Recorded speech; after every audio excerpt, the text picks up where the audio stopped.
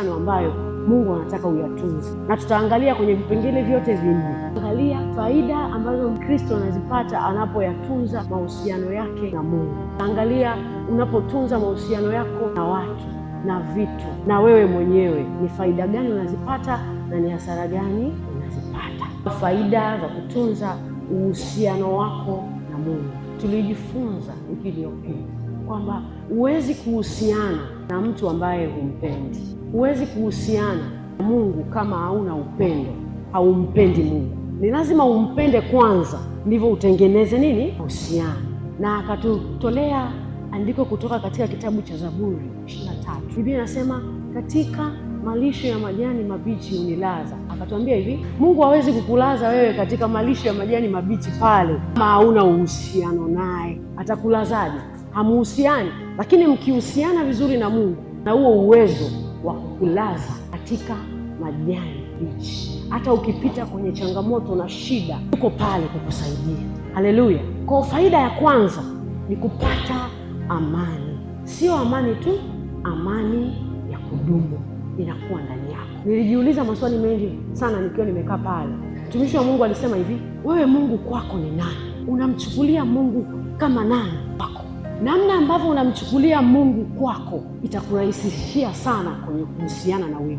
Huwezi kupata amani kutoka kwa Mungu kama hauna mahusiano naye. Ni ngumu. Utakuwa na amani ya leo, lakini kesho hauna amani. Utakuwa na amani kesho kutwa hauna amani. Natakiwa kuwa na amani kwa sababu wewe, tukihusiana mimi na wewe vizuri, unatupaga amani. Hebu mwangalie Daudi. Daudi anapita kwenye changamoto ngumu, vita kila mahali, vita. Sawa, alikuwa anamuuliza Mungu, hapa niende, hapa nisiende, lakini kwa hali ya kibinadamu lazima ndani ya moyo wake kuna vitu vilikuwa vinaongea vya kumshusha. Akiangalia kushoto kulia, Sauli anamuinda, yuko polini. Lakini ukisoma Zaburi 4 mstari wa 8 unamwona Daudi anavyojieleza kwa Mungu. Binafsi nikahisi labda Daudi alihisi Mungu kwake ni Bwana wa vita, ni jemedari asiyetikisika. Anasema katika amani nitajilaza. Anajua kabisa amani haitoki kwa kitu chochote, bali kwa nani? Na anamwambia hapo ndipo nitakaa salama. Anajua salama ya moyo wake ipo kwa nani? Kwa Mungu.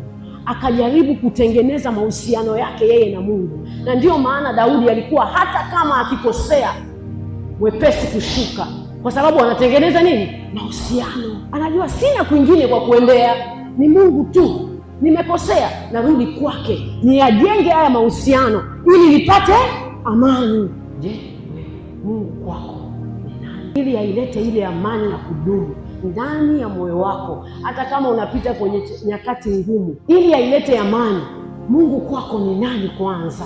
Daudi kwake Mungu alikuwa ni jemedari wa vita. Ndio maana hata kama anaenda kwenda kupigana vita huko, anamuuliza kwanza jemedari wake, Baba niwaendee, maana kwako ndiko nitakapokaa salama. Kama hauna amani, hata usingizi upati.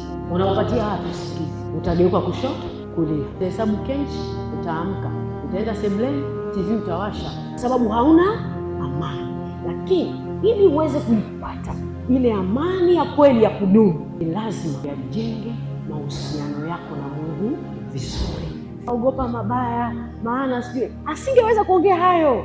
Angekuwa hana mahusiano mazuri na Mungu, asingeweza kuongea hayo. Alikuwa anaongea hayo, anajifariji ili apate amani, kwa sababu anajua kabisa ni naye ambaye ataprovide kwangu. Sio kwamba alikuwa anaandika hii Zaburi akiwa yuko anacheka na tabasamu.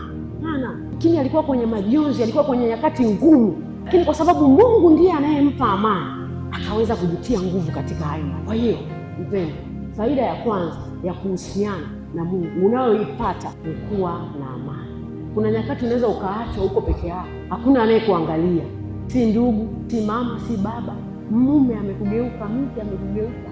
Ni kwa Mungu tu unakoweza kupata amani, na hiyo amani hauwezi kuipata kama hauhusiani naye. Lazima utengeneze mahusiano na Mungu ili uweze kuipata hiyo amani ya kudumu.